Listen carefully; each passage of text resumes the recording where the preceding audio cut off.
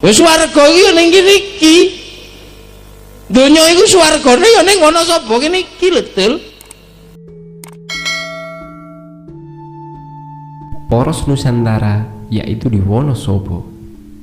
Dieng adalah kawasan dataran tinggi di bagian Provinsi Jawa Tengah. Secara geografis terbagi menjadi dua wilayah kabupaten, yaitu Wonosobo dan Banjarnegara.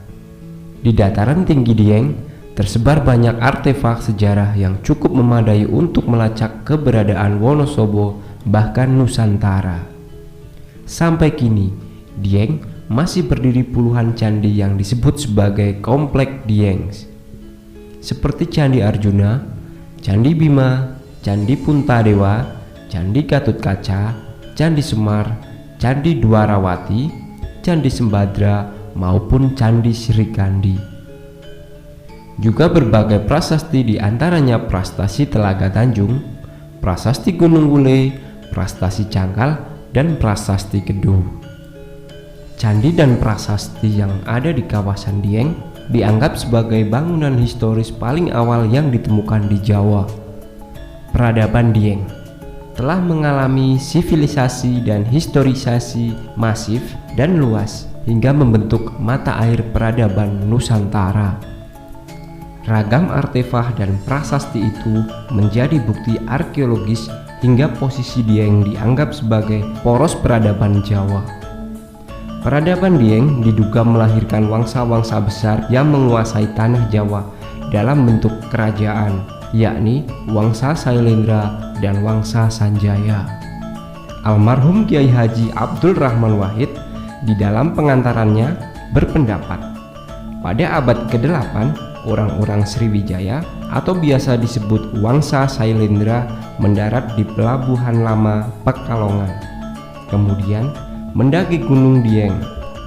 Diduga di daerah yang kini bernama Wonosobo itu mereka menemukan kerajaan Kalingga. Mereka tak mengganggu orang-orang Kalingga, tetapi terus melanjutkan perjalanan ke arah tenggara hingga sampai ke Muntilan, Kota Magelang. Di daerah inilah mereka mendirikan Candi Borobudur, dan sebagian dari mereka yang melanjutkan perjalanan ke selatan, Kota Yogyakarta, mendirikan kerajaan Kalingga Buddha, hingga di abad selanjutnya membangun sebuah candi Prambanan yang menyatukan agama Hindu dan Buddha. Peta sejarah tersebut ditafsir dalam buku Mata Air Peradaban. Dalam buku ini menunjukkan bahwa peradaban Dieng berjalin dengan kerajaan Mataram dan Demak yang menjadi semakin besar peradabannya di tanah Jawa.